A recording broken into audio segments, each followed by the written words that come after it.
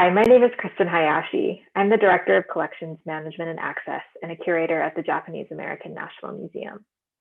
For over 30 years, JANM's collections and curatorial staff has continued to preserve and share the permanent collection, which chronicles the Japanese American experience.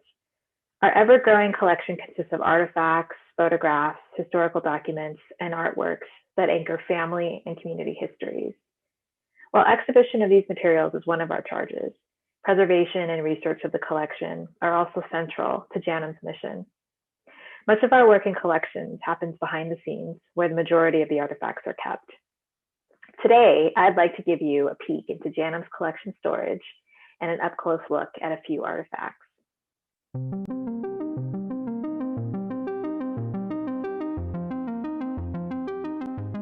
Constructed in 1999, the climate-controlled storage facility at the Japanese American National Museum is 2 floors, totaling 7,200 square feet, and it houses the largest collection of Japanese American material culture and archives in the world.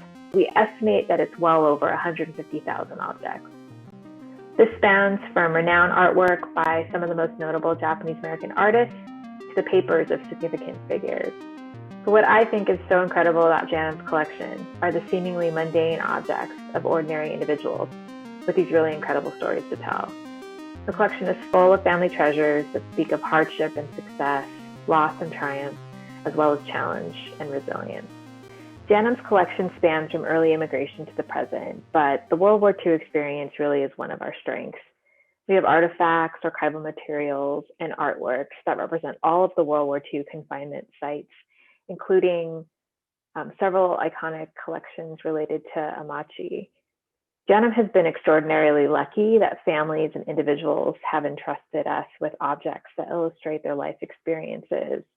And as the custodian of these artifacts, our responsibility is to care for them, but also to document the stories and histories anchored to them. So in order to capture stories, we conduct interviews and collect additional information from former incarcerees, as well as their family members. So I'd now like to introduce you to the Muro, Origami, and Sakamoto-Sasano collections. And I just want to acknowledge that I'm really just recounting a lot of the information that some of the most well-known storytellers of Amache have shared in the past, and that includes Gary Ono, Min Tonai, and Jack Muro.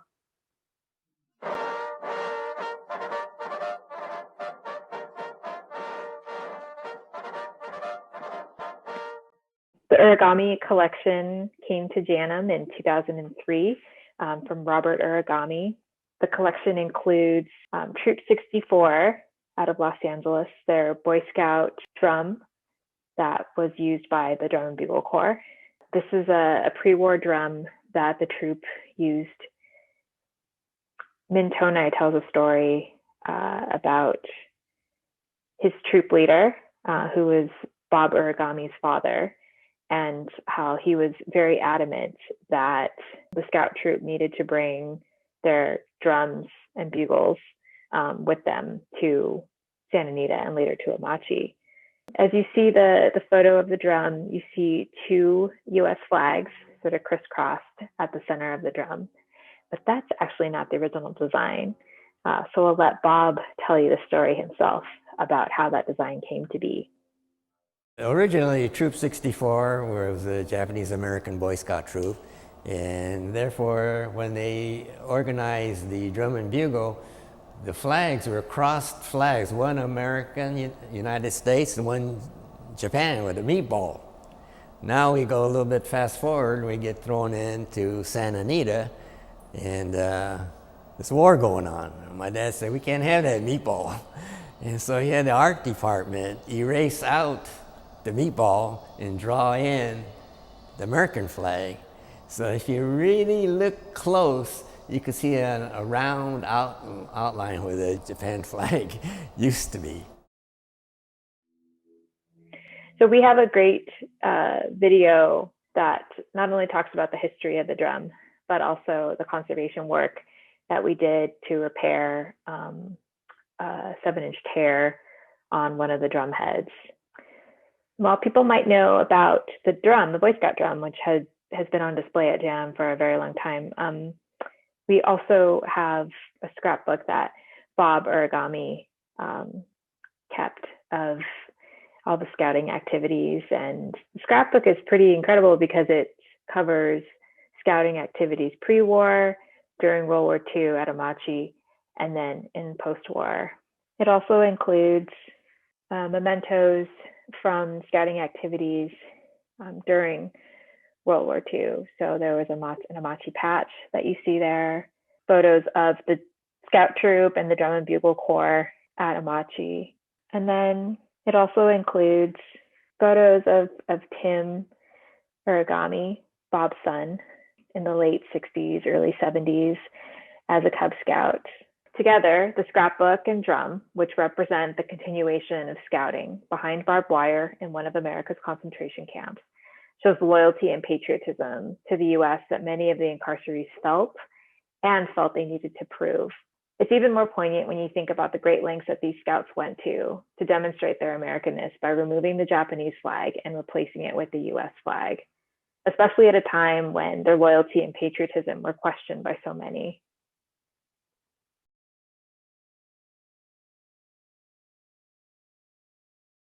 The Jack Muro collection came to JANM in 2012. It consists of negatives and photographic prints that Jack Muro created at Amache. Pictured here, you see Jack. He was in his early 20s when he was incarcerated at Amache. And it was at Amache that he learned photography from his uncle.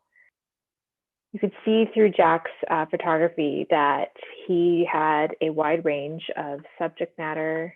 He took photos of family, friends, and other incarcerees at Amache. He took photos of his father and his mother. He also depicted daily life at Amache. He has photographs of the barbershop as well as some of the office work that took place.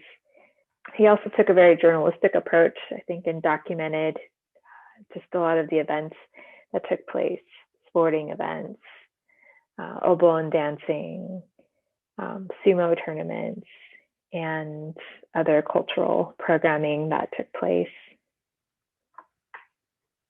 And of course, there are just candid, sort of fun shots that show a wide range of the incarcerees, from young children to teenagers, young adults, and some of the older incarcerees as well. Just gives you a sense of just the day-to-day at Amache.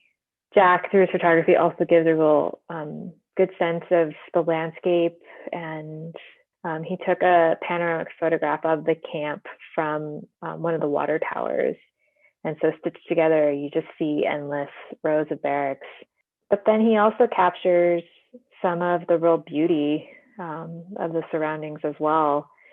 Quite amazing that he was an amateur photographer, because he had quite an artistic eye. And so while Jack's photographic prints give a real important sense of what Amache looked like, his story is also quite impressive, not only because he was brand new to photography, but because of the great lengths that he went to develop the photos that he took there.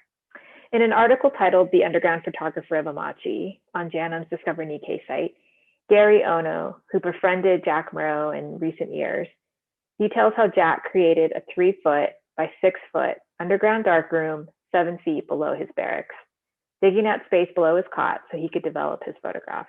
And I encourage everyone to visit the Discover Nikkei site and read more about Jack's unique story and work while he was at Amache.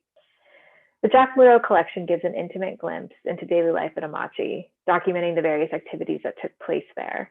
The photographs capture the diversity of ages, from child to adult, of those who were confined. And the portraits especially speak to the humanity of the incarcerees, creating a perspective from one of the incarcerees himself.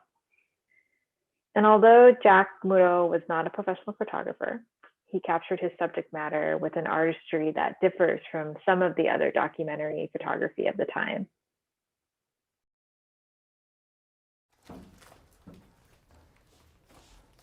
I originally planned to just make the original donation to the museum, and I thought that was the end of it.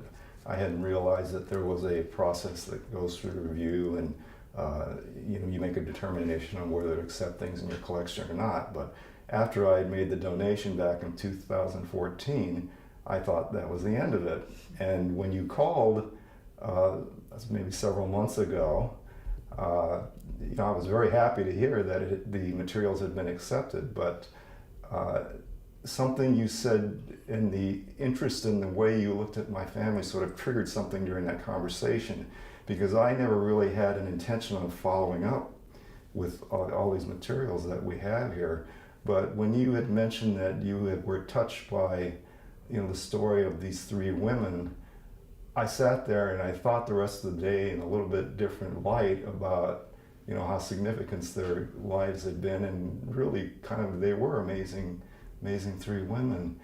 And so I thought, well, I know I have a number of other items that, were their personal belongings, and it got me kind of going through all of it and trying to put something together that would enhance the storyline that you had shared with me. And so you're really the result why, I put all this together in this sort of fashion, and here we are today.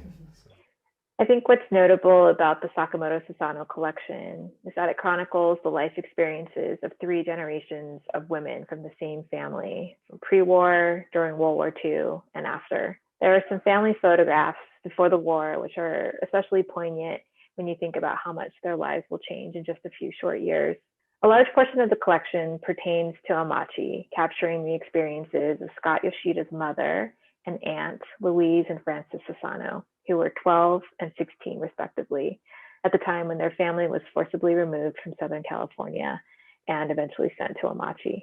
Collection includes Louise's charm bracelet, which she carried with her to Amache and continued to add to throughout her life each time she hit a new milestone. It also includes an incredible collection of ephemera that Louise collected, including invitations to social events at Amache, dances, membership cards for different clubs and organizations, and admission tickets. And most of this material was printed at the Amache silkscreen shop. Louise was also quite an artist, and there's quite a bit of artwork from her in the collection, including this hand-drawn map of Amache. The map is sort of a combination of her imagination as well as reality of their situation in Amache. You see the different blocks, and you also see different landmarks that pertain to Amache, including reception hall, fire department, but also a little bit of the imaginary. It includes names like Altadena Avenue, the Rose Bowl, all of which were places back home. And Louise is also noted where her very best friends lived, which block and which barracks. Louise's older sister Frances, who was in high school at the time, was quite involved in activities at Amache. She was the editor of the Onlooker yearbook, a staff writer for the Amache High School newspaper. She participated in the Las Alegrias Girls Service Club and was a member of the National Honor Society. Through these activities, she often wrote and reflected on the collective experiences of her peers. But there's also an essay that she wrote for one of her Amache High School class assignments, which I think is one of the most impactful items in the Sakamoto-Sasano collection. The essay captures how Frances is processing her situation at Amache. And at first she expresses a lot of anger and questions why she's there. She states that she knows it isn't right to hate those who are responsible for detaining her first at Santa Anita and later at Amache, but wonders when she'll be able to forget those memories and be able to look forward and think towards a more hopeful future. She ends her essay by saying, "Why have I been thinking such evil thoughts? It's been like this since Santa Anita. I know it isn't right to hate. I don't want to. I know I don't want to, but it's still there inside. When will I be able to forget this past and build my thoughts on the future? The night sky is so beautiful. Back home, the lights of the city dimmed all of the natural beauty of the skylights. It makes me feel good to look at them. When I look up and see all the beauty there is in this world, I almost forget the ugliness that signifies confinement, fences, searchlights, drab barracks, etc. I'll not look at those ugly things. I'll think of beautiful things. It won't always be like this. The war will end someday, and perhaps there won't be any more wars. We'll have a chance, all of us. The destiny of America is in our hands too. I wonder if there could be a world, or even in America, without inequality of races. It won't be now, and maybe not for a long time, but maybe someday. It'll come sooner if everybody puts his heart into it.